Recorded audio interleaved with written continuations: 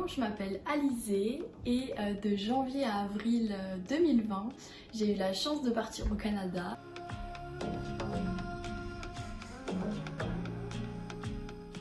Bonjour tout le monde, je m'appelle Maëlle Gilliot, je suis en 3e année en licence AES à l'IA de Nancy en option ressources humaines. Alors bonjour, je m'appelle Chloé Vigneron et je suis partie en Erasmus au semestre d'été 2020-2021 à Bratislava. Alors, je m'appelle Eva Cornette, je suis en L3ES, option AGT, et donc j'ai décidé de partir en Erasmus au semestre 5 dans la ville d'Innsbruck en Autriche.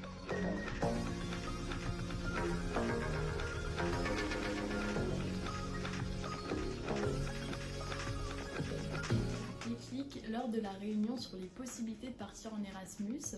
En fait, c'est au moment où j'ai entendu les témoignages des étudiants, je me suis dit pourquoi moi je vivrais pas ça aussi. Et en fait, c'est vraiment à partir de ce moment-là, je me suis dit que je voulais y aller, je voulais vivre cette expérience. Un saut, on va dire, en dehors de ma zone de confort. J'avais envie un peu de prendre ce risque en fait, de partir dans une ville, un pays que je connais Pour pas. moi, l'Erasmus, c'est déjà une expérience humaine qui permet de faire des rencontres, d'ouvrir, de s'ouvrir, de connaître la culture des autres. Du coup, c'était pour perfectionner avant tout mon niveau en langue étrangère, donc anglaise et allemande.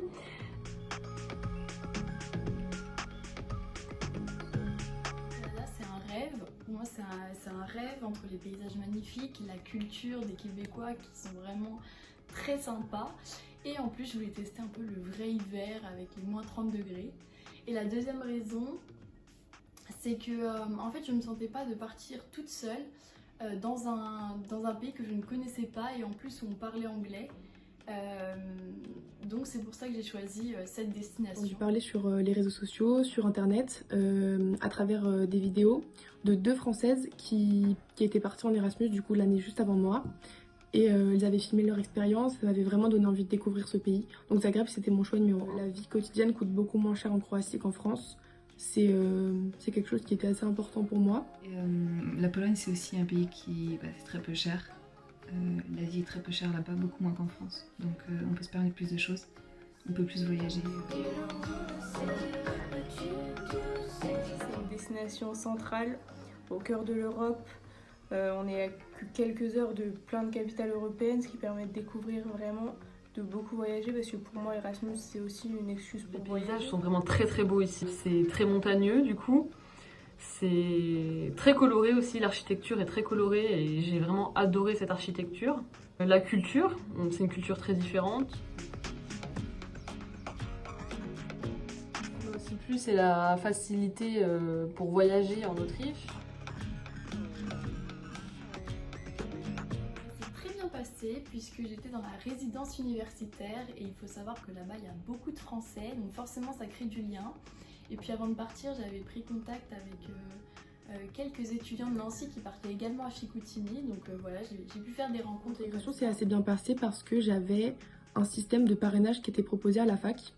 Donc avant de partir, on m'envoyait un formulaire à remplir avec mes centres d'intérêt, mon âge, si je préfère avoir un parrain ou une marraine.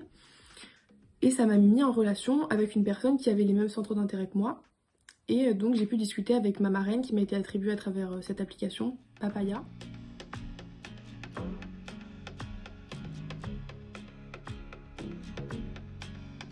Et du coup, première semaine, on avait des activités en général la journée. Donc soit on allait visiter des musées, on faisait des petits jeux, on se retrouvait dans la ville, on visitait la ville. L'intégration est très facile. On se mélange facilement avec des gens avec qui on ne se mélangerait pas en France. Parce qu'en fait on est là pour apprendre les uns des autres.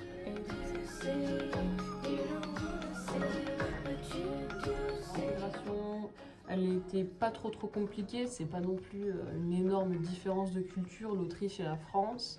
C'est un petit peu difficile au début, mais au final avec le temps c'est passé au bout d'1 semaine, on rencontre des gens.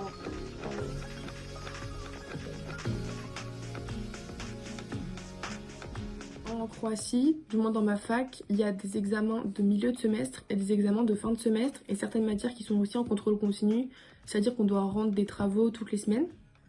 C'est pas un travail, un énorme travail, mais c'est quand même quelque chose sur lequel il faut se pencher et ça permet d'avoir un travail assez assidu.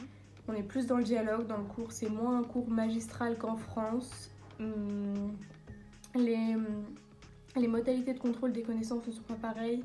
Ici, ils se basent surtout sur des rapports à faire ou des exposés, des choses orales et en groupe, des travaux de groupe. Énormément de travaux de groupe, beaucoup de présentations aussi. Je n'ai eu que 1 sur 4 cours en direct. Le reste de mes cours, c'était des devoirs à rendre, des projets de groupe à rendre, mais pas de cours attitrés ou alors des livres à lire. C'est pas le même fonctionnement que en France, en tout cas qu'en AES, puisque il y a des manuels à avoir et pour chaque cours, il faut avoir lu des chapitres, travaillé le cours. Comme ça, quand on arrive, on sait de quoi le professeur va parler et le cours sert juste à participer et à mieux comprendre, à consolider nos idées. J'ai fait l'erreur de penser que je n'aurais pas le droit à la bourse Erasmus, ce qui est totalement faux. Tout le monde y a droit, donc j'ai pas candidaté. Je regrette, j'aurais dû candidater parce que, comme je viens de le dire, tout le monde y a droit. Donc du coup, j'ai pas eu la bourse Erasmus+, mais j'ai candidaté à la bourse Grand Est, donc la bourse donnée par la région, et la bourse Université de Lorraine qui m'a été attribuée. J'ai la bourse à Mogul, il me semble. Mais par contre, je n'ai pas pu toucher la bourse Grand Est puisque j'étais en L2 et on ne peut pas la toucher en L2, donc je ne savais pas cette information. Après, il faut être conscient que quand on part au Canada, il faut quand même un sacré budget. On touche toujours la bourse du Crous, comme si j'étais restée en France en fait. Et j'avais aussi la bourse donnée par l'université. Pendant boursière, j'ai reçu la bourse Erasmus+, alors qui varie en fonction des pays, d'un montant de environ 280 € par mois, ce qui équivalait à mon loyer dans ma résidence, et la bourse Grand Est qui est un montant de 500 € sur l'ensemble du séjour. La principale difficulté, je dirais que c'était tout ce qui était administratif, lors du choix des cours, la compréhension du fonctionnement des cours aussi était très difficile. Il y a aussi le choix des cours et leur fonctionnement. Le fonctionnement des cours n'est pas forcément évident. La facilité des cours en Erasmus, pour moi, ça reste un petit peu un mythe. Alors, avant de partir en Erasmus, on m'a dit que les cours étaient très simples, qu'on obtenait des très bonnes notes facilement. Ben, ça n'a pas été mon cas et de ce que j'ai entendu des autres étudiants en Autriche, en Erasmus, c'était pas simple non plus pour eux.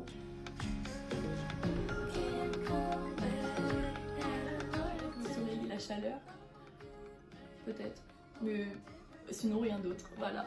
Des soirées, les cours, on est tout le temps occupé. Moi, j'ai pas le temps de penser à ma vie en France. Ce qui m'a beaucoup manqué, donc forcément mon entourage, ma famille, mes amis, mais on s'adapte assez facilement, on finit... En fait, on est tellement occupé dans notre quotidien d'étudiant Erasmus que on n'y pense pas forcément. C'est d'être en colocation parce que c'est toujours bien, parce qu'on est là vraiment pour vivre une superbe expérience et c'est toujours mieux de la vivre avec des gens et ça facilite l'intégration. On est vraiment là pour s'amuser aussi. De le faire, tout simplement. De ne pas avoir peur d'arriver dans une ville où vous connaissez personne. J'avais un dernier conseil, c'est que si vous hésitez, n'hésitez plus. Parce que c'est vraiment une expérience inoubliable avec de superbes rencontres. Et c'est vraiment maintenant ou jamais, parce que c'est pas plus tard, quand vous aurez un travail ou comme ça, qu'il faudra se dire « Ah oui, j'aurais bien aimé partir, c'est maintenant ». Faut vraiment saisir cette chance et ouais, moi je regrette vraiment rien. Donc foncez.